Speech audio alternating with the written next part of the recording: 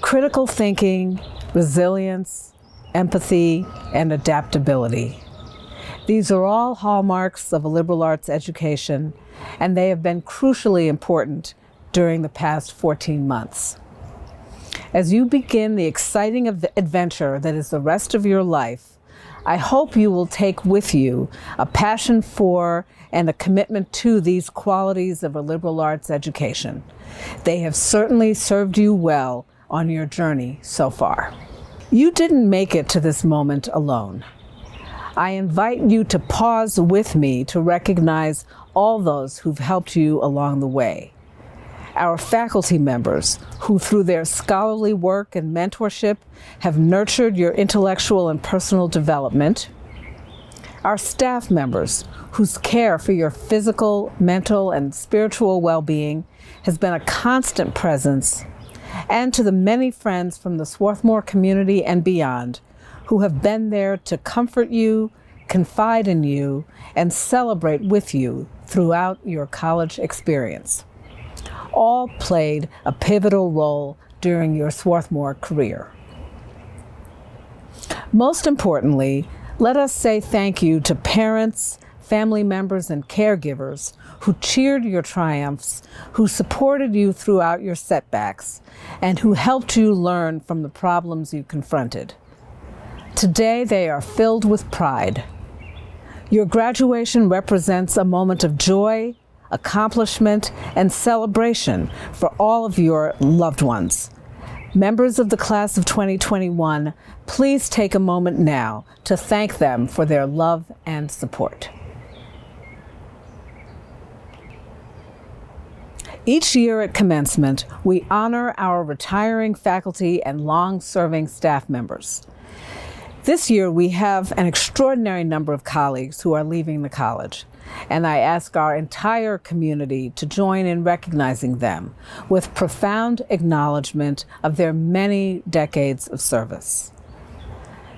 Faculty members retiring from the college include Natalie Anderson, Alexander Griswold Cummins Professor of English Literature, Joy Charlton, Professor of Sociology, Art McGarity, Henry C. and J. Archer Turner Professor of Engineering, Braulio Munoz, Centennial Professor of Sociology, Marjorie Murphy, Professor of History, and James C. Hormel Professor of Social Justice, Carol Nakanoff, Richter Professor of Political Science, Micheline Rice Maximin, Associate Professor of French, Alan Schneider, Centennial Professor of Psychology, and Farouk Siddiqui, Isaiah M. Williamson Professor of Civil and Mechanical Engineering.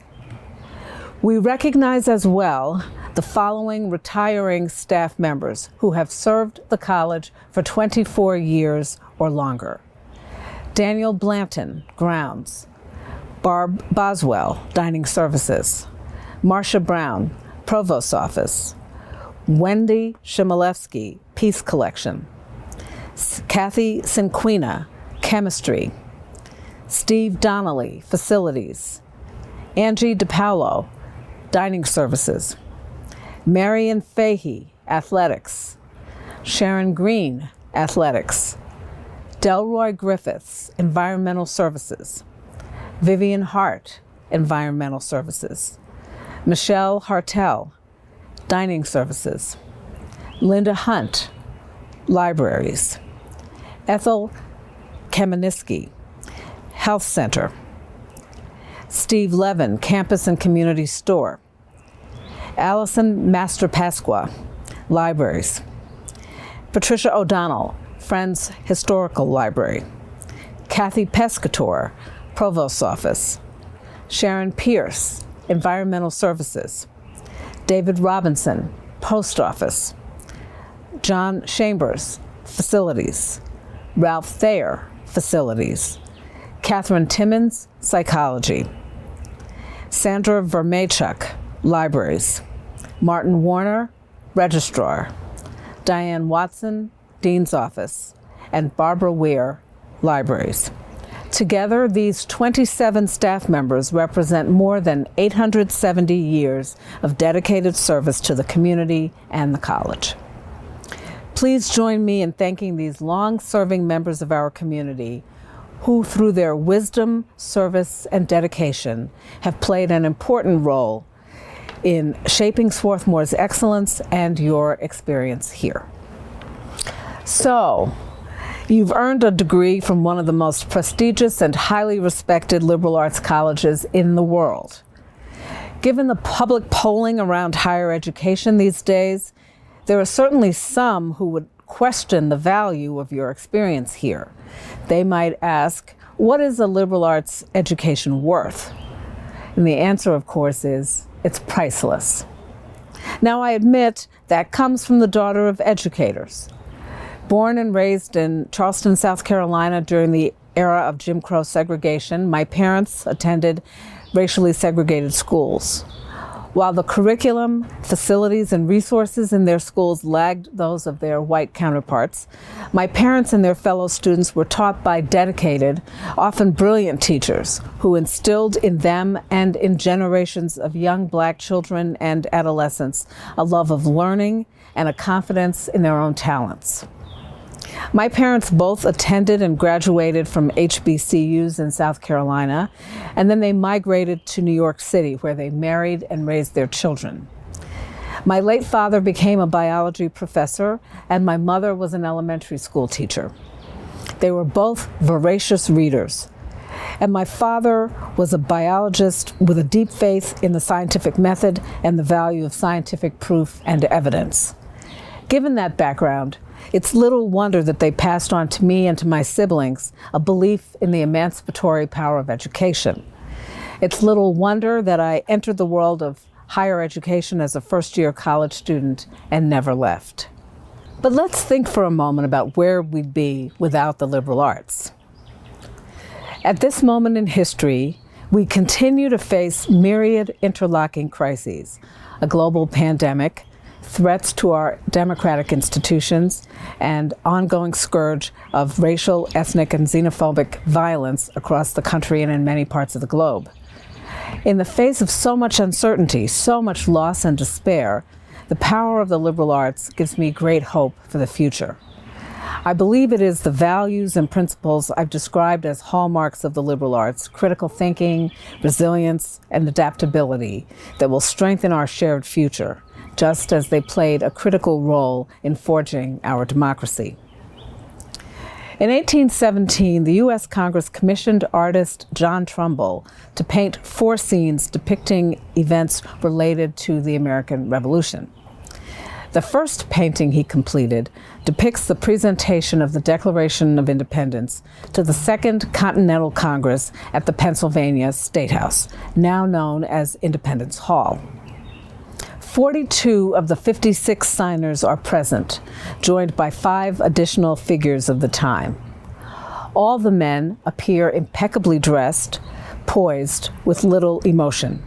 Confidence and consensus are in the air. There is no hint of the fierce debate, the impassioned arguments, the sharp, sometimes caustic exchanges that once filled those chambers. Despite this image of civility, the formulation of our declaration was marked by heated words over hardened positions. Our nation's freedom may have been won in the crucible of war, but it was forged in the cauldron of our national discourse. Of course, those with less representation in colonial society were having their own discussions, even though they were not present at the Continental Congress. Not every woman was content with leaving the formation of the new nation up to men only. In the spring of 1776, Abigail Adams sent a note of warning to her husband, writing, and I quote, "If particular care and attention is not paid to the ladies, we are determined to foment a rebellion and will not hold ourselves bound by any laws in which we have no voice or representation." Enslaved people debated the risks and rewards of aligning with one side or the other. Some used the spirit of revolution to appeal to the colonists for freedom.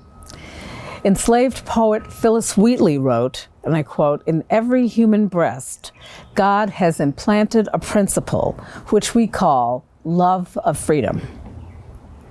Native people faced a similar dilemma. Should they join the fight?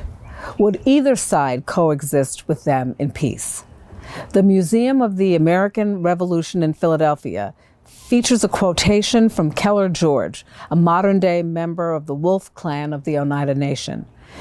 It reads, and I quote, "I often wish that I could look back through time and hear the words of my ancestors as they sat around the council fires, deliberating on whether to join the colonists in battle. I wish I could listen to the wisdom of their arguments." The ability of our citizenry to have a productive dialogue remains essential to our democracy. Through our discourse, we express our experiences, assert our opinions, and ideally chart a common path forward. And today, the views of people of color, indigenous people, women, not heard in 1786 or 1787, are more fully part of the conversation. Our capacity to work collaboratively, particularly our ability to wrestle together over difficult topics, reflects the health of our society. The founders depicted in that painting by John Trumbull and those early leaders who went on to draft the U.S. Constitution established a historic yet imperfect union. In the nearly 2.5 centuries since those documents were signed, our society has slowly reshaped and refined that union through our national discourse. It remains imperfect, but vastly improved. At times we have stumbled backward, but over the long course of history, we have ultimately found a way to move forward. Recently, we have seen assaults on our democratic institutions, attacks often expressed as a defense of freedom and democracy. But as many have observed, the freedom the assailants seek to defend depends upon the disenfranchisement of those who were denied suffrage at the country's founding. True political freedom might be said to have come of age here only as recently as 1965, when the Voting Rights Act nominally guaranteed all American citizens, regardless of race, the right to vote. And even then, we continue to see all manner of attempts to disenfranchise Black, Brown, Native American, Asian American, urban, young, immigrant, and other voting constituencies.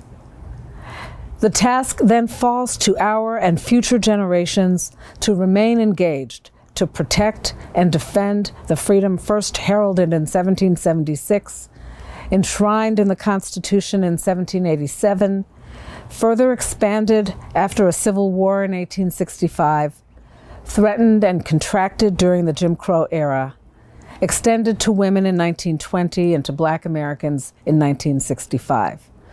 The task to create a more perfect union is unending and requires eternal vigilance. In January, I watched in awe as Amanda Gorman performed her inaugural poem, "The Hill We Climb." Here's an excerpt from that poem. "We are far from polished, far from pristine, but that doesn't mean we are striving to form a union that is perfect. We are striving to forge a union with purpose, to compose a country committed to all cultures, colors, characters, and conditions of man." You are venturing into a world of extraordinary uncertainty, but also of great promise and infinite possibility. You are critical thinkers. You are resilient. You are adaptable. You are willing to engage with those who hold views and perspectives that are different from your own.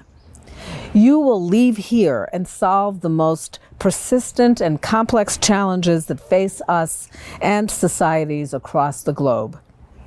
You will leave here and form a union with purpose, and we will forever be proud to call you graduates of Swarthmore College.